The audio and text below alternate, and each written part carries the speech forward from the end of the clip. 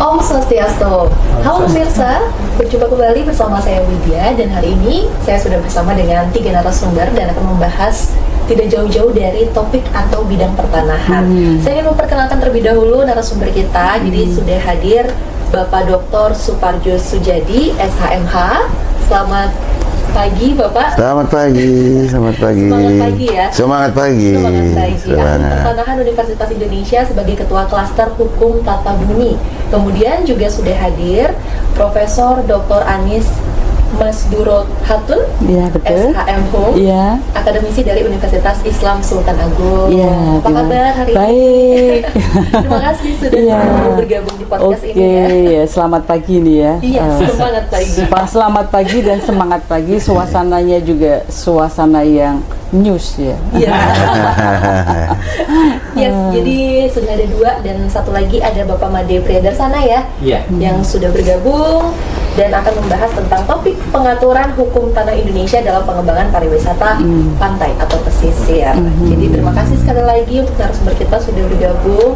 Tadi juga sempat sedikit ada diskusi terkait dengan topik ini. Mungkin Iya. untuk mengawali, saya ingin mendengar pandangan dari masing-masing terkait dengan bagaimana sih pengaturan hukum tanah di pesisir atau di pantai, khususnya di Indonesia atau secara khusus di Bali. Mungkin kita persilakan dari Profesor Anis terlebih dahulu. Secara Iya. umumnya seperti apa? Baik, terima kasih nih ya, suatu kehormatan kita bisa menjadi tamu ya, dan sekaligus menjadi tuan rumah ya, Ya. karena bagaimanapun Universitas Marwadewa dengan Unisula ini serta di UI ya, Universitas Indonesia itu menjadi soulmate begitu ya. Iya, kalau kita bicara mengenai hukum pertanahan ini memang sangat luas ya. Mengapa sangat luas? Karena posisi Indonesia ini antara air ya, lautan dengan tanah ini nampaknya banyak lautan. Makanya kita masih ingat lagunya Kos Plus ya, kolam susu ya. Jadi artinya tongkat pun ditanam itu jadi pohon begitu. Nah, kemudian kalau kita lihat dalam kondisi saat ini ya, Undang-Undang Pokok Agraria, Undang-Undang 5 tahun 1960 itu kan tidak lepas dari fondasi konstitusi Negara Republik Indonesia, di mana diamanatkan di dalam pasal 33 Undang-Undang Dasar 45, yang mana bumi, air, dan kekayaan alam yang terkandung di dalamnya digunakan untuk sebesar-besar kemakmuran rakyat. Nah, filosofi inilah yang dibentuk ya, sehingga menjadi fondasi yang sangat dahsyat bagaimana pengelolaan tanah selanjutnya ini tidak lepas dari negara yang memiliki hak untuk menguasai.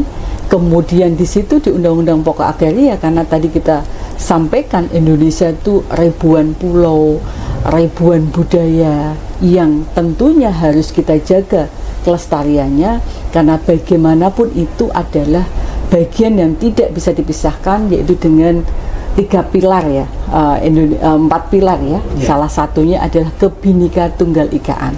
Walaupun kita berbeda-beda satu, memang adat yang satu dengan adat yang berbeda, tapi sebetulnya satu jua, yaitu kita menggunakan sila ketiga Persatuan Indonesia. Nah, Undang-Undang nomor 5 tahun 1960 ini juga bersandar terhadap mensandarkan diri dengan hukum adat. Maka hukum adat ini adalah hukum yang hidup dan berkembang di dalam jiwa dan roh bangsa Indonesia. Dan inilah yang membedakan antara Indonesia dengan yang lainnya terkait dengan pengelolaan hukum pertanahan. Di dalam hukum pertanahan itu ada berbagai macam jenis alas hak ya. Jadi ada hak milik, ada hak pakai, hak guna usaha, hak guna bangunan, kemudian hak-hak yang lainnya. Nah, artinya ketika dimanfaatkan di dalam pariwisata pantai, ini menjadi sangat luas. Artinya banyak peraturan perundang-undangan yang saling kait-mengkait. Nah, kita berharap tadi hasil fokus group discussion-nya itu bagaimana kita bisa mengurai terjadinya disharmoni, terjadinya tumpang tindih, walaupun kita ada asas-asas hukum yang bisa kita jadikan alat uji, di mana ketika ada undang-undang sesama undang-undang ini saling berbeda, maka kita akan menggunakan asas lex specialis. Tapi ketika antar peraturan perundang-undangan saling bertabrakan, maka kita menggunakan aturan yang lebih tinggi inilah, tidak boleh yang di bawah bertentangan. Itu sebetulnya kan clear. Namun di satu sisi pariwisata ini adalah bicara mengenai fulus, ya kan, artinya ekonomi, ya. Jadi hak ekonomi ini menjadi hak asasi manusia juga, karena bagaimanapun ketika negara memiliki keinginan untuk melakukan pengembangan pariwisata pantai, maka kita juga lihat undang-undang kepariwisataan ini berubah-ubah, begitu-gitu ya Pak ya. Dulu kan hanya undang-undang tentang kepariwisataan, kemudian menterinya juga demikian, Menteri Pariwisata. Nah, kemudian berkembang menjadi Menteri Kepariwisataan dan Ekonomi Kreatif. Nah, di dalam Indonesia ini juga mengeluarkan undang-undang ekonomi kreatif gitu. Nah, satu sisi ini kan makanya sebetulnya dengan pengembangan pariwisata pantai kita juga appreciate ya, appreciate sekali. Hanya yang perlu dicatatkan, jangan terlalu ekonomi oriented ya.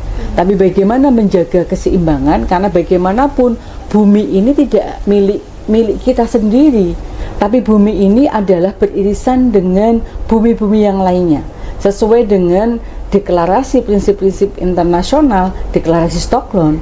Bagaimana ini menjadi bumi itu satu, dinikmati bersama dan dijaga bersama. Dari deklarasi Stockholm itu tahun 72 di Swedia itu sudah menegaskan itu. Kemudian 20 tahun lagi ada deklarasi Rio de Janeiro. Kemudian ada SDS ya, Sustainable Development Goals ya. Yang ini menjadi tujuan bersama, artinya bagaimana kenikmatan yang kita nikmati saat ini tidak boleh lepas dari nanti generasi yang akan datang maupun generasi yang selanjutnya. Artinya semua resource yang ada di Indonesia ini adalah menjadi bagian kekayaan alam yang harus bisa dinikmati oleh seluruh warga Indonesia. Nah, dari konteks itulah maka dalam pengaturan hukum nanti pengembangan pariwisata selanjutnya, karena kita kan mengevaluasi saat ini dan kita menjadi sangat bersedih ketika terjadi di kemarin kejadian banjir bandang di Kutai. Tanya persoalannya adalah ada pencemaran lingkungan yang disebabkan oleh sampah, iya kan? Dan kita juga apresiasi tadi beberapa di dinas terkait kita kunjungan ini sudah tidak menggunakan ini apa namanya gelas-gelas plastik lagi, tapi menggunakan timber gitu ya. Lah ini kan bentuk bahwasanya Bali ini saya sangat mengidolakan karena kearifan lokalnya begitu dahsyat sehingga menjaga lingkungan dengan baik. Mengapa kemarin sampai terjadi banjir bandang? Ini yang membuat kita ada apakah ini? Apakah pantainya sudah melakukan abrasi ya? Bagaimanapun makhluk hidup layaknya manusia itu semakin tua ya semakin klepnya ini bahasanya daya serapnya ini menjadi persoalan berkurang. Nah, kita berharap bagaimana orientasi daripada semua stakeholder khususnya pemegang-pemegang policy ini harus bisa melihat dan menjaga nilai-nilai sustainable development yang tentunya ini adalah demi keselamatan bersama, sebagaimana kita kembalikan neruh deklarasi Stockholm yang menjadi kesepakatan di seluruh dunia. Luar biasa sekali. Jadi memang kalau kita membahas pariwisata itu tidak akan bisa terlepas dari pembangunan dan juga dampak ke lingkungannya. Iya, betul. Tadi ditekankan tentang sustainabilitas gitu atau keberlanjutannya seperti apa. Iya. Dan pasti perlu juga yang namanya pengaturan hukum tanah yang tepat supaya tidak ada konflik kepentingan. Nah, kalau dari sudut pandang dari Bapak Doktor Suparjo mungkin bisa menanggapi terkait hal itu. Apa ya? Bagaimana sih secara umum general gitu pengaturan hukum tanahnya? Oke. Yes, yang ada di Indonesia. Ya kalau kita pahami UPA itu sebenarnya sudah ada arahan pasal 14 bahwa pemerintah wajib membuat rencana persediaan peruntukan penggunaan tanah untuk berbagai kebutuhan masyarakat. Ada untuk keperluan negara, untuk ibadah. Terus kalau pariwisata ini masuknya pusat-pusat kehidupan masyarakat. Selain perencanaan yang untuk kebutuhan pertanian, pertambangan, dan lain-lain. Nah dari situ, jadi menuju ke pariwisata dari situ. Dari sana berangkat. Ya dari pasal 14 itu sudah ada arahan, jadi sudah punya proyeksi sebenarnya UPA ini. Segala macam kebutuhan dikaitkan dengan hakikat sebagai manusia dengan alamnya, alam semesta ini sudah ada arahannya. Untuk Begitu. implementasinya seperti apa? Apakah sudah sesuai arahan kah sejauh ini, atau masih ada beberapa yang perlu direkonstruksi atau lain sebagainya? Ini pertanyaan yang sama untuk segala urusan, tapi berkaitan dengan tanah. Kemarin saya baru bedah buku, ada salah satu preset kami tentang land banking itu. Saya sambil 2 hari ini di Warma Dewa ini sambil Mikir. cantel, kayaknya virusnya sama. Nah ini yang bikin kajian ada di akademisi juga. Kemarin saya ini dari nemu tulisannya itu dari Columbia University School of Law Center for Sustainable Development. Ya, ketika cerita land banking ya penyakitnya sama. Jadi ada kayak resep gitu, resep generik gitu ya. Ya, apa pertama? Pertanahan kita ini kebijaksanaannya, modelnya, pengadministrasiannya, sehingga kalau orang mengurus sertifikat itu udah agak demam-demam tuh. Panas dingin. Saking rumitnya gitu loh. Kompleks. Oke, itu yang pertama. Kedua, muncul ego sektoral. Nah yang pertama tadi itu, ya itu silahkan kalau mau dibantah. Introspeksi, kita self evaluasi, itu yang muncul. Kalau kita bikin survei, ya menarik juga kalau mau kita bikin survei ya gitu.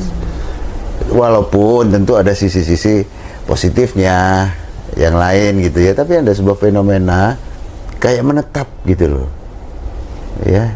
Yang kedua, ego sektoral, yang kembali lagi itu rumitnya pariwisata pantai. Ya, saya pernah berpraktek sebagai konsultan hukum, pernah menulis tesis tentang itu dan mengajar terus masalah perkuliahan tentang hukum pariwisata itu. Nah masalahnya itu tadi, sesuatu yang aneh tapi nyata. Nah ini selalu kemarin juga saya katakan, bagaimana sih antar kementerian ini nggak bisa kompak? Lah kita ini kementerian, Kementerian titik-titik Republik Indonesia kan, logonya sama Garuda. Itu yang pertanyaan saya selalu, kenapa tidak bisa rukun? Mereka sadar bahwa tadi Prof. Anies sudah mengatakan pasal 33 ayat 3 itu rakyatlah yang harusnya yang menang, karena ujungnya sebagian besar kemakmuran rakyat. Kita bukan sebenarnya kemakmuran kementerian ini, sebagian besar kementerian ini bukan rakyat kan. Artinya ya, ketika mereka berkompetisi, yang menang ya mereka rakyat yang harus jadi pemenang. Mereka sibuk berkompetisi, rakyatnya lupa. Berarti sudah terbaca polanya ya, dan itu Yeah. tidak hanya di pertanahan saja, tapi juga di segala sektor bahkan. Iya, kalau Seperti itu. oke, clue-nya begini. Kepariwisataan ini sama dengan urusan yang lain yang berkaitan dengan multisektoral. Pertanahan, nah itu kalau udah bicara ini pasti multisektoral. Jarang lah kemudian rumah sendiri, tanah sendiri, ya aku ke BPN aja gitu, nggak. Walaupun nanti urusan ke tata kota, minta IMB, minta apa gitu.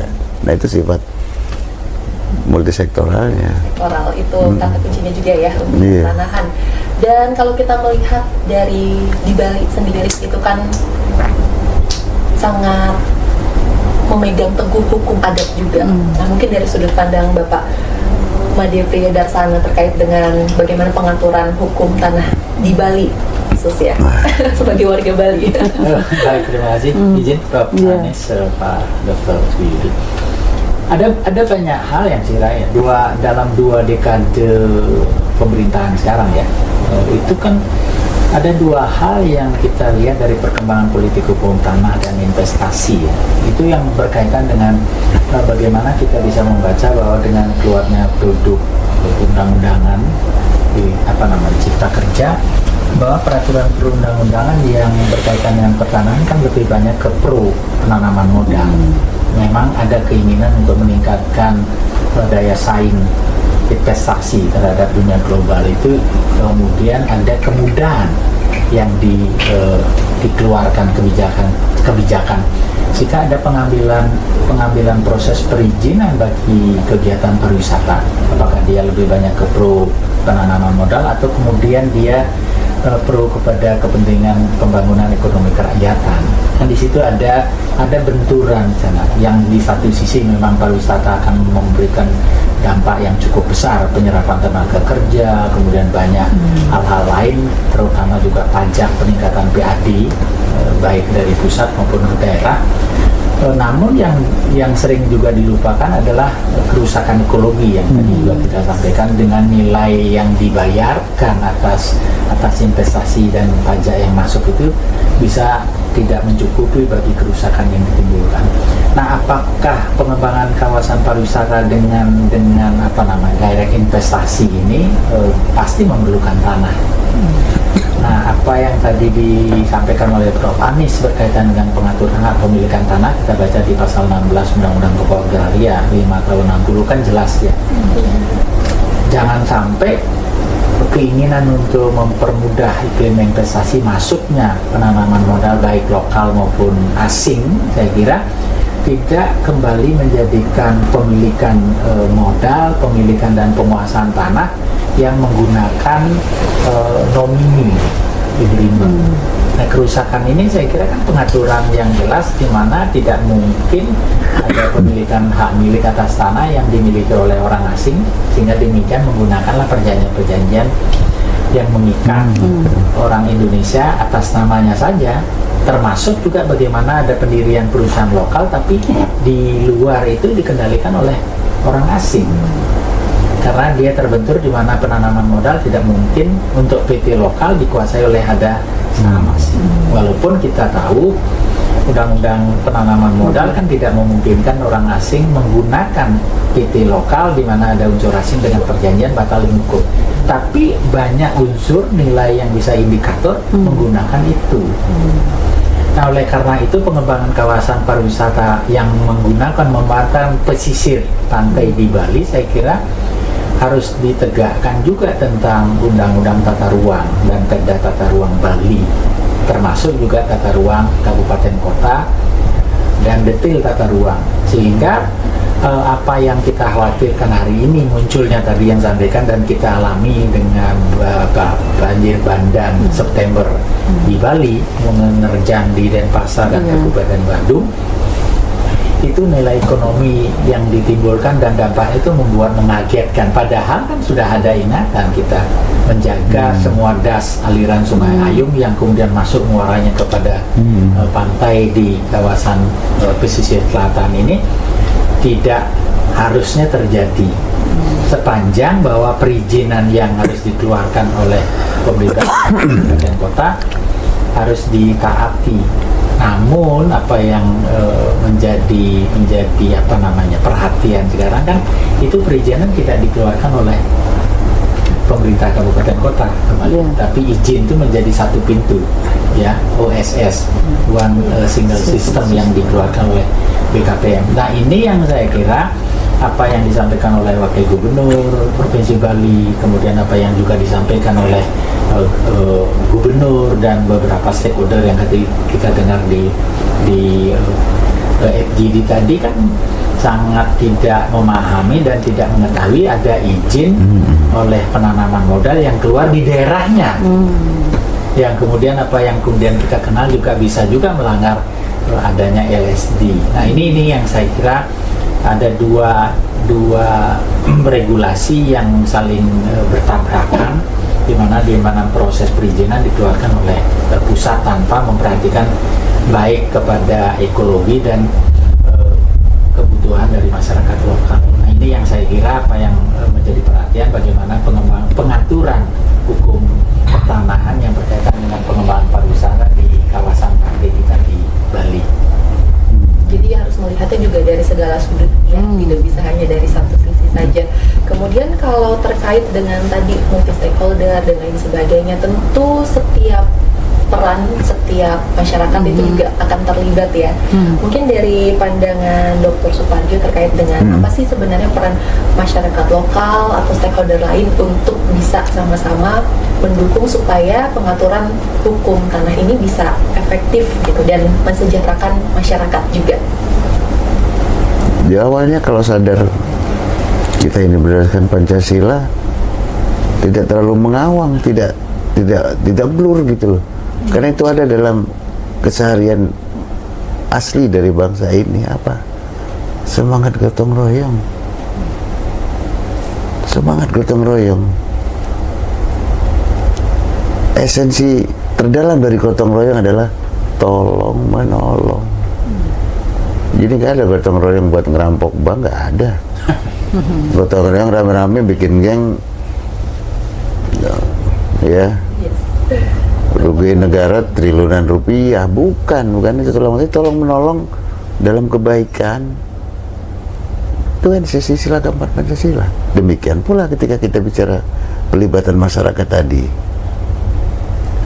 Tapi sayangnya saya melihat paradigma hukum kita itu karena menyembah-nyembah ya investasi. Jadi kalau nggak ada investasi lebih menakutkan daripada Tuhan. Karena semua ketetapan Tuhan ketika bicara tata bumi tadi diabaikan. Itu yang memang izin. Iya, Itu yang memang disampaikan oleh wakil presiden kita dulu, Founding Father Profesor Muhammad Hatta. Iya. Kan beliau juga mengatakan Betul. bahwa Tolong menolong, Indonesia atau kita tidak anti penanaman modal. Betul. Tapi bagaimana bisa kita mengukur di mana ada sumber daya manusia dan sumber alam kita yang tidak bisa dimanfaatkan atau tidak bisa dikelola oleh masyarakat kita undang, tapi dengan batasan-batasan yang ada itu porsi, harusnya memberikan kontribusi baik secara ekonomi pertumbuhan maupun secara ekologi juga tidak merusak. Yes. Nah, apa yang kita lihat hari ini dengan penanaman modal baik yang dilakukan dengan pengelolaan tambang nikel yang memberikan pencemaran lingkungan, Yeah. kan gitu. Nah, bagaimana pantai yang kemudian sekarang? Nah, Kan gitu. kira-kira ya sama Pak. Saya pelajari tadi. Bagaimana ketika yang banyak sudah kita dengar di 2 hari ini tadi kan, gitu. Apa yang terjadi ya khusus Bali ini kan begitu COVID sedemikian ininya. Ya ibarat baru sembuh sakit kan, baru sakit mah, baru sembuh. Euforia, mau makan sambal sesambel-sambelnya. Apa yang terjadi? Memperburuk keadaan. Aturan kamu sabar sebentar, hening, tenang, bijak. Seminggu, bahasa medisnya, lambungmu sudah ini, kamu makan sambal sepuasmu, sudah punya daya tahan. Metabolisme pun sudah baik. Tapi ketika itu tadi euforia, wah udah nggak kemarin sakit nggak bisa makan sambal, aku bisa sambal, begitu baru sembuh enak hajar sambal, itu bahaya. Kalau dari Prof. Anies mungkin ada tanggapan tentang Kan ada banyak hal yang Prof berkaitan dengan dengan ada benturan itu kan ada undang-undang berkaitan dengan penggunaan pemanfaatan pesisir pulau kecil dan pesisir Iya. pantai ya, pulau kecil dan pesisir pantai, di mana memang pengaturan di situ kan jelas di kantor pertanahan dilarang menerbitkan sertifikat yang langsung berbatasan dengan pantai. Iya. Ada satu pertanyaan yang mungkin Prof bisa juga memberikan penjelasan bagaimana tidak saja pesisir itu atau pulau-pulau kecil, tapi harusnya juga pertahanan Ya. di pulau-pulau itu, karena sampai hari ini mungkin ya mudah-mudahan dari pemahaman saya yang sempit ini, sampai Lemhanas atau dari pemerintah belum ada memberikan perhatian tentang hal itu, karena kita kan terdiri dari hampir 17.000 pulau, di mana tidak semua juga ada penghuni, di mana kemungkinan ada penghuni yang kemudian misalnya ada penyewaan pemanfaatan pulau itu yang kepada penanaman modal asing. Nah, apa yang kemungkinan bisa harus terjadi itu, Prof? Iya, baiklah. Jadi ini kan menjadi masalah bersama ya, bukan hanya masalah negara, tapi masalah kita juga, karena bagaimanapun kita warga negara Indonesia. Sebetulnya kalau kita lihat dari sisi aturan itu kan sudah bagus semua. Iya.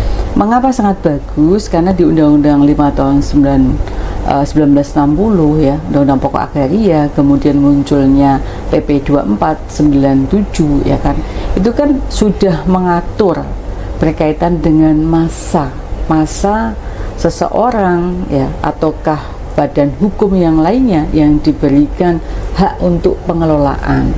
Nah, pemanfaatan pengelolaan itu kan ada batasnya, apakah 20 tahun ataukah 25 tahun dan nanti bisa diperpanjang lagi. Nah, hanya saya pernah dulu itu tahun berapa lama ya, sekitar 2017 atau 2018 itu pernah mengadakan seminar Pak Dr. Made dan Pak Dr. Suparjo. Sebetulnya kita itu mau konsisten di mana sih untuk pemegang HGU, HGB maupun hak pakai gitu loh.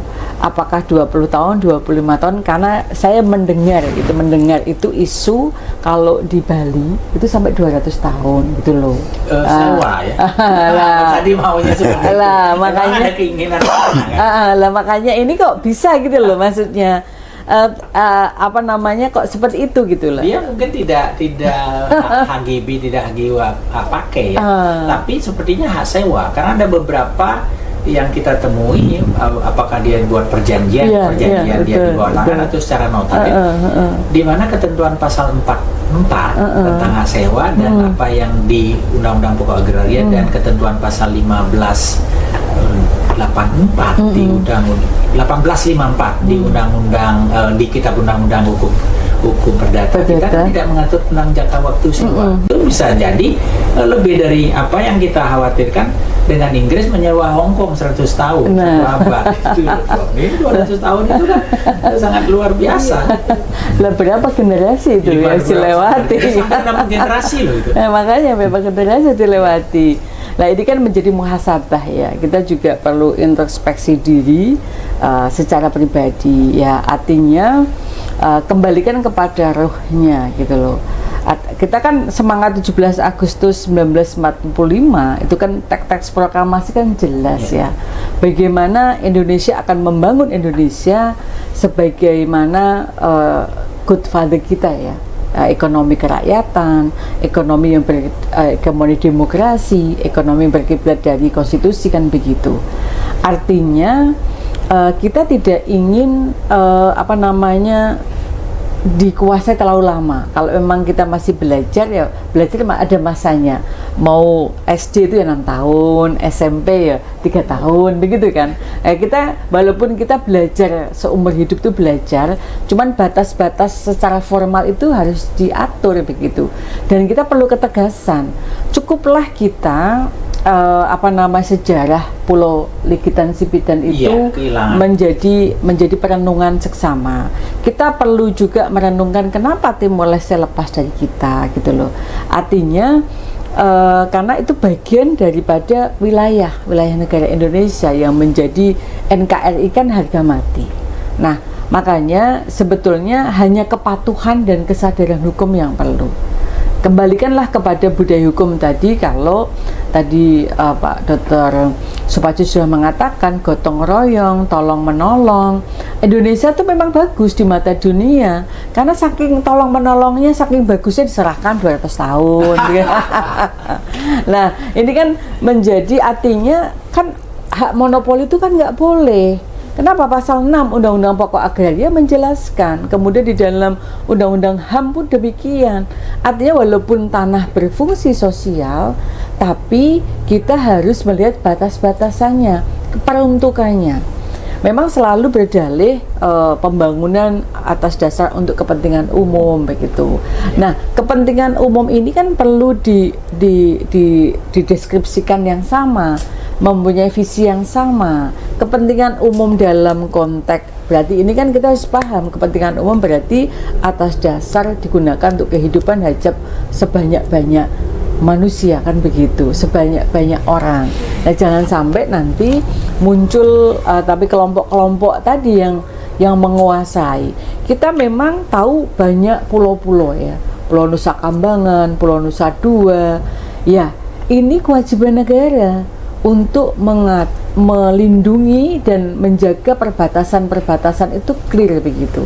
Karena jangan sampai kita merasa memiliki karena tidak pernah melakukan pemeliharaan dan pengelolaan, ada pihak luar yang ternyata sudah lama, kemudian ketika kita membutuhkan, loh ternyata kok sudah dikuasai, kita sidang lagi di Mahkamah Internasional, kalah lagi. Kenapa? Karena yang dimaksud deskripsi menguasai, mengelola itu apa? Dan apakah kita termasuk yang melindungi, ya kan? Yeah. Kalau kita tidak, walaupun itu hak miliknya kamu, tapi kamu tidak pernah loh mengelola dengan baik. Pada pengelolaan dengan baik ini adalah tadi sustainable development, membangun keberlanjutan, dan wilayah Indonesia ini adalah anugerah Tuhan yang Maha Esa. Jadi perilaku manusia ini menentukan apakah manusia dan makhluk hidup yang lainnya sejahtera ataukah mau kiamat bersama. Tapi saya nggak mau kiamat bersama gitu ya, kan begitu kan. Ada banyak hal yang mungkin harus diperhatikan karena mungkin karena saking kayanya kita merasa di Indonesia, sehingga banyak sekali kawasan-kawasan tertentu atau pulau-pulau itu yang tidak kita kelola dengan baik. Kalaupun kita nggak punya, tidak dimanfaatkan secara benar, kan begitu. Nah, pemanfaatan itu kan saya kira apa yang diatur di dalam ketentuan peraturan perundang-undangan juga tidak bisa serta-merta memberikan kebebasan pada mereka. Walaupun ada stigma dalam tanda petik kita mengundang investasi masuk ke Indonesia, tapi tidak diberikan kebebasan yang apa yang mereka harapkan. Nah, memang ketentuan itu kan harus diberikan dan diatur secara transparan dan akuntabel. Nah, proses perizinan ini yang sekarang ditarik ke pusat ini, ya menurut pandangan Prof. Anies misalnya seperti apa? Seharusnya bagaimana pengembangan kawasan perusahaan memanfaatkan pesisir pantai ini sehingga tidak ada benturan antara penanaman keinginan untuk mengembangkan kawasan itu dengan terpinggirnya masyarakat lokal. Iya. Jadi kalau kita sebetulnya itu kembali ke fitrahnya begitu ya bahasanya. Mengapa demikian? Munculnya Undang-Undang Cipta Kerja itu kan banyak keluhan masyarakat dalam maupun masyarakat luar yang mengatakan izin kok nggak beres-beres gitu loh, banyak meja-meja berjejer-jejer gitu loh bahasanya gitu. Ini dalam tanda kutip ya. Dibilang munculnya raja-raja kecil di daerah. Raja kecil di daerah begitulah. Nah, ini kan berarti kan berhubungan dengan tata kelola, good and clear government. Nah, bagaimana asas-asas umum pemerintah yang baik ini dijaga gitu loh. Nah, artinya kenapa dulu pemerintah pusat itu percaya dengan daerah gitu loh. Karena daerah ini konsepnya dengan Undang-Undang Pemerintah Daerah. Jadi tahun 2004 ya, itu kan menjadi momentum yang luar biasa bagaimana negara menyerahkan urusannya kepada daerah. Yang awalnya sentralisasi menjadi desentralisasi. Nah, tolak ukur terjadinya desentralisasi ini karena kita melihatnya kan secara general ya. Mengapa muncul raja-raja kecil, kemudian 98% nampaknya semua gubernur wali kota itu terlibat terkait dengan tadi karena penyalahgunaan kewenangan. Berarti kembali ke tata kelola kan, good and clean government-nya tidak dijaga. Nah, kemudian terlibat dan masuk radar KPK. nah saya nggak tahu. Nah, yang itu yang kita kan ada proses-proses. iya, makanya kan ini kan tarik ulur gitu kan. Iya. Tadi kalau konsep gotong royong, tolong menolong, Betul. ya kan.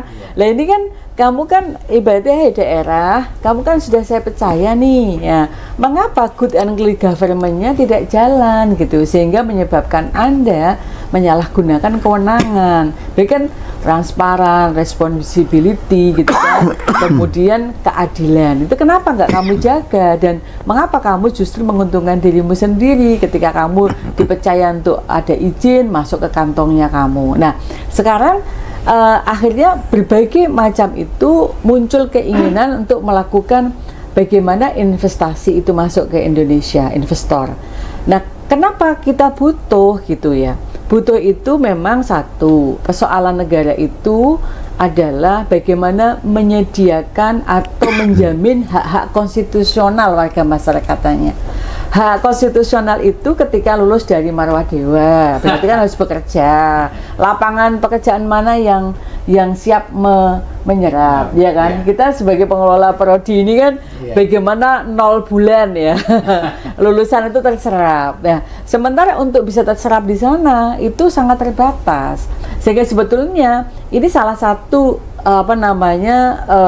negara itu bertanggung jawab untuk pemenuhan hak-hak konstitusionalnya. Di situ adalah bagaimana bisa membuka lapangan pekerjaan, begitu kan. Kemudian di sisi lain teks ya, karena bagaimanapun ketika izin itu kan ada pajaknya ya kan, ada biayanya dan masuk ke kas negara sebagai bentuk ketika daerah yang mengeluarkan berarti pemasukan APBD, kemudian kalau pusat itu APBN. Nah, dari proses evaluasi itulah ya, kita nggak tahu, kita general ya, sudut demi sudut kita harus cermat di situ gitu loh.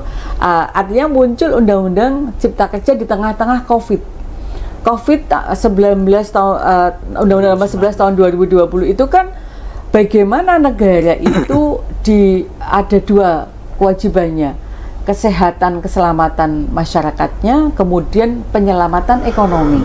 Karena semua negara itu goyang begitu ya ketika COVID. Lah itulah muncul Undang-Undang Cipta Kerja, kita butuh investor, kita butuh pemulihan ekonomi begitu ya. Kemudian akhirnya walaupun dinyatakan inkonstitusional bersyarat ya, tapi kemudian muncul Perpu ya kan, kan dikasih 2 tahun untuk melakukan pembaharuan.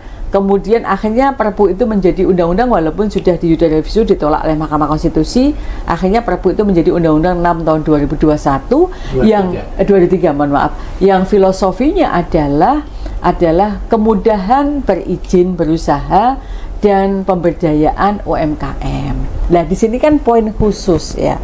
Nah, bagaimana kemudian akhirnya negara juga mengambil lagi kewenangannya yang desentralisasi menjadi sentralisasi. Akhirnya izin-izin semua yang mengeluarkan pusat melalui OSS, One Single System begitu. Nah, sekarang kalau ketika terjadi chaos semacam ini, tanggung jawab siapa? Ya tanggung jawab bersama. Karena kita kan gotong royong. Mengapa ini tidak bisa dipercaya dan mengapa kok menjadi memperkaya sendiri? Pertanyaan kan begitu. Nah, inilah yang menjadi PR bersama kita dan saya berpikir pemerintah kita cukup membuka kritik ya. Pengalaman kemarin Agustus itu juga membuat perenungan bersama ya. Artinya bagaimana justru tadi yang ditanyakan peran serta masyarakat itu penting. Jadi kalau kita seperti Pak Dr. Suparjo ini kritis di akademisinya ya, nanti bagaimana organisasi-organisasi lingkungan hidup, kemudian kesatuan masyarakat adat ya, karena ini harus sama-sama menjadi check and balance system.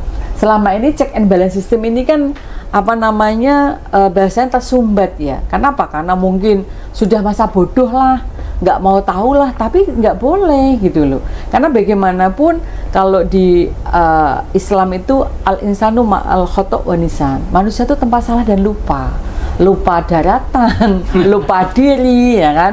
Makanya perlu saling imut mengemutkan. Tadi kalau gotong royong itu kan ya salah satunya harus tolong menolong. Oh, tolong dibantu diingatkan, tolong Tapi kan dibantu tidak bisa dikritisi, ya kan. Dibantu tanpa angka.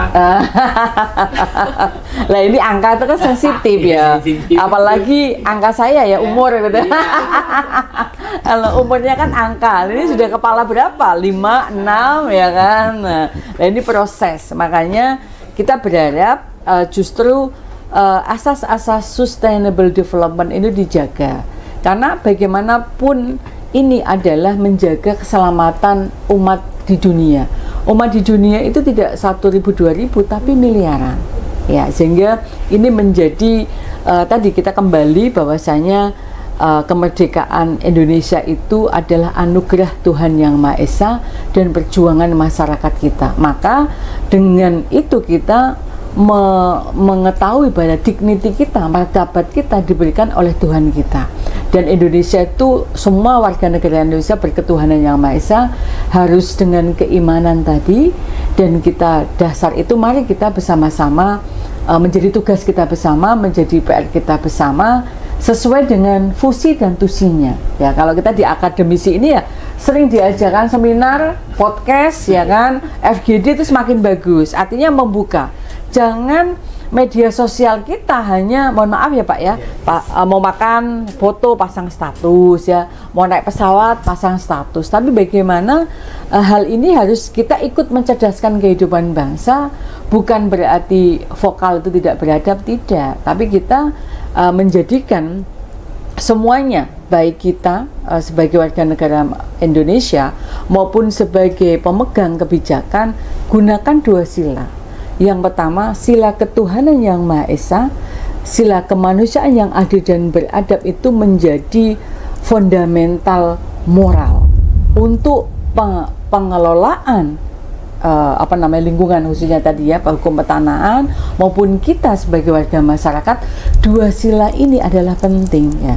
Kenapa kemudian harus kita jaga sila ketiga, persatuan dan kesatuan? Kita nggak ada untungnya kalau kita sudah sampai di sini nggak bersatu, rusak semuanya. Dan kembali kepada rakyat lagi untuk bisa mengembalikan recovery itu nggak murah, ya kan? Kembali ke pajak yang harus kita bayar, pajaknya naik lagi. Nah itu kan ulah manusia. Tadi kan konsep perilaku manusia itu menentukan kesejahteraan manusia itu sendiri maupun makhluk yang lainnya. Jadi di situ ya.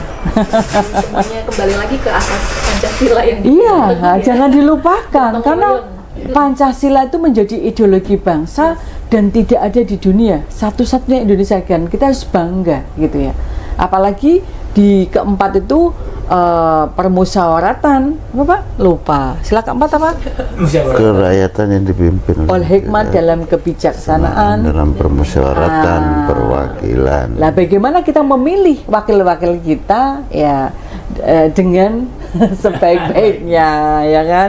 Kemudian kenapa akan mewujudkan apa? Keadilan sosial bagi seluruh rakyat Indonesia. Nah, ini yang akan dialami kita di 2045 karena Indonesia Emas itu akan dicapai 2045. Maka ya kita berharap bisa lebih cepat, karena kalau ditambah lagi 45 umur kita berapa ya?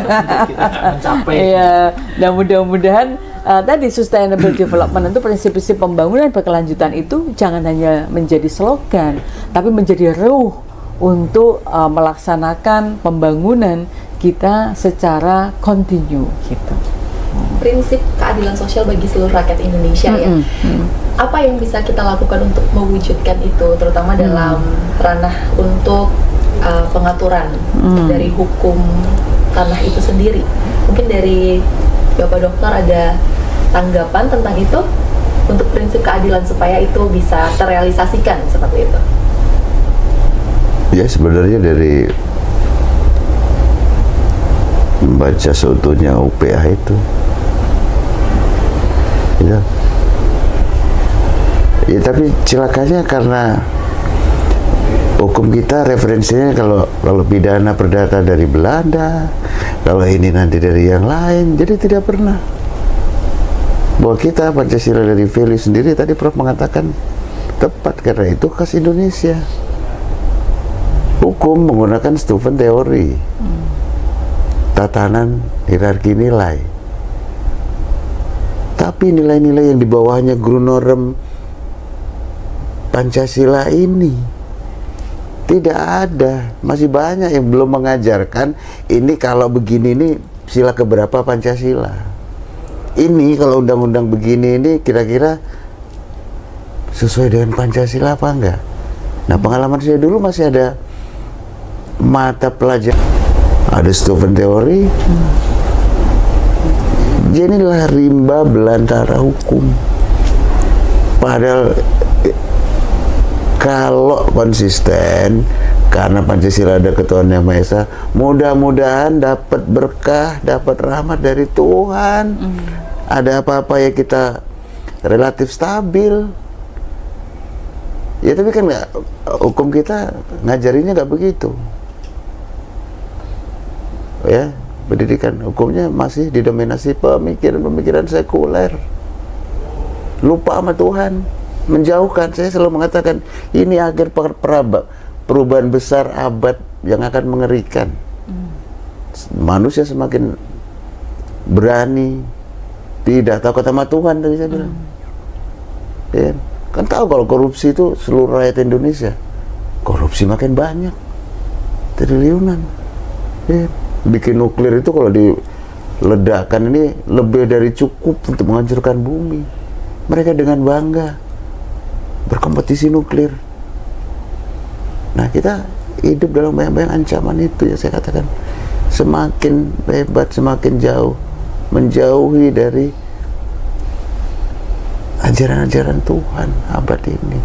Jadi kemudian abad ini berakhir dengan kekalahan itu malah benar. Karena Tuhan tidak pernah dikalahkan.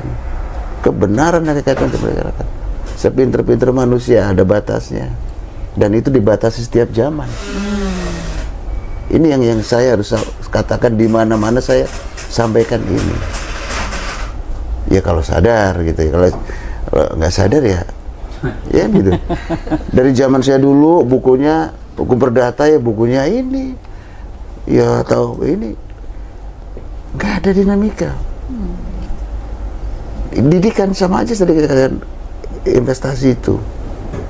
Karena semua negara Eropa, negara belahan bumi utara melihat Indonesia itu salah satu sumber kekayaan alam. Jadi nggak boleh kita hebat. Kalau hebat mereka nggak berani. Ini terus terang sampai hari ini. Negara yang tahu kita kaya, Bali indah, kaya alamnya, kaya budayanya, mereka tidak bisa bertarung dengan kita karena kelebihan kita itu. Mereka nggak akan bisa ya mengganggu-ganggu kita kalau kita bahasanya konsisten, satu kata satu perbuatan. Kalau kita ini negara berdasarkan Pancasila, punya satu pedoman yang sama gitu ya. Loh, iya itu. Kan harus mulai dari ketuhanan. Bagaimana kalau kita dari pertama aja udah nggak inget Tuhan? Yang diincar pas sila kelima, terus sila kelima, terus ya nggak mungkin ada angka 5 kalau tidak ada angka satunya, saudara-saudara. Angka 5 itu ada kan, ada angka 1. Indonesia negara hukum, maka legalitas formalnya itu kan tentunya harus menjadi dasar dalam kita diberikan wewenang, kita diberikan amanat. Maka jadikanlah hukum itu sebagai panglima. Walaupun saat ini itu kan berbalik-balik ya.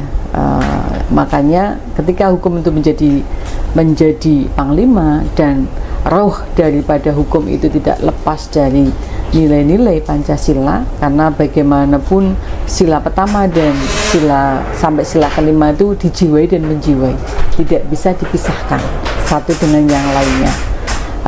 Dan itu harus menjadi fondasi semuanya ya, khususnya kita mereka-mereka yang sudah diberikan dan dipercaya oleh masyarakat sebagai pemegang kedaulatan rakyat, karena itu penting dan sangat penting Kemudian tentunya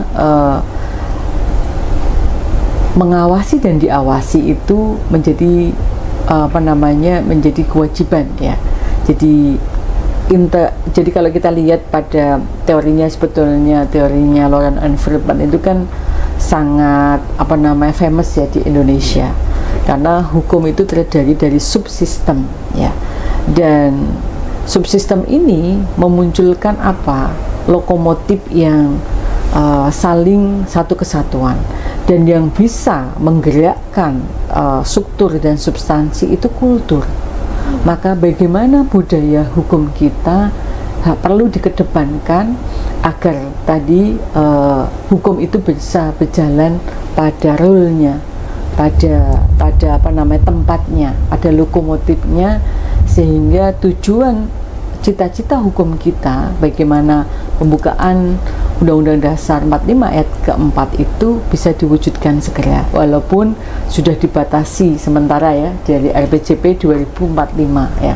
Mudah-mudahan kalau kita bersama kita bisa, karena kita bisa memperjuangkan semangat ya 17 Agustus 1945 itu menjadi satu kesatuan, dan para pemuda khususnya mahasiswa ini harus semakin kritis karena ibaratnya itu menjadi check and balance system, semuanya akan kembali untuk diingatkan dan mengingatkan.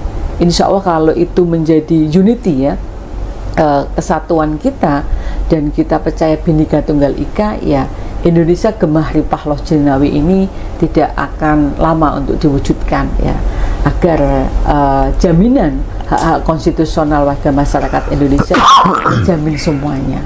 Begitu. Terima kasih. Iya. Terakhir dari Lo Made. Spesifik ya untuk saya bahwa semua hukum itu kan sebagaimana apa yang disebut dengan Prof. Mahfud ya kan, politik hukum kita undang-undang itu kan produk politik. Apa yang diatur dan bagaimana apa yang disampaikan tadi, pemanfaatan hukum itu oleh Friedman kan, ada pemanfaatan, ada kultur dan sebagainya, itu karena dia produk politik. Kan kita tidak mengharapkan bahwa undang-undang atau peraturan perundang-undangan dihasilkan karena kepentingan jangka pendek. Ada kepentingan kekuasaan atau kepentingan modal. Nah, kaitan kita dengan bagaimana apakah pengaturan itu dia lebih bermanfaatkan kepada seluruh masyarakat Indonesia, tidak seperti itulah yang kemudian bisa kita tangkap ya, karena ternyata hukum itu tidak memang harusnya menjadi teks mati ya, dan hukum itu kan progresif, dia berkaitan dengan bagaimana masyarakat kita, hukum itu selalu berkembang. Nah, apa yang disampaikan oleh Prof. Sachipto Raharjo, begitu undang-undang itu disahkan, dia ketinggalan zaman karena mungkin prosesnya terlalu lama dan sebagainya, walaupun ada beberapa peraturan perundang-undangan yang kira produknya sangat instan bagi kepentingan tertentu. Nah, oleh karena itu saya kira apa yang menjadi dasar kebijakan pengeluaran sebuah peraturan perundang-undangan dan undang-undang itu harus juga selalu dijiwai dan menjiwai dari Pancasila, sehingga tidak ada ketentuan peraturan perundang-undang yang berlaku parsial, yang berlaku hanya jangka pendek tapi berlaku panjang. Sebagaimana kita lihat dengan berlakunya sampai hari ini kan Undang-Undang Nomor 5 Tahun 60. Berarti populis yang diatur di dalam jiwa Undang-Undang Pokok Agraria itu benar-benar hukum adat yang tumbuh dan dijiwai oleh masyarakat, sehingga masyarakat sangat aware apa yang berkaitan dengan hak kepemilikan dasar tanah. Oleh karena itu ke depan saya kira jangan sampai ada regulasi yang berbenturan antara peraturan yang lain dengan satu dengan yang lain, sehingga dengan demikian harapan masyarakat dan apa yang sekarang digaungkan oleh pemerintah ini untuk mencapai Indonesia emas di tahun 45 ini betul-betul tercapai bagi kepentingan dan kesejahteraan keadilan seluruh masyarakat Indonesia. Terima kasih banyak, itu jadi pertanyaan penutup untuk podcast kali ini.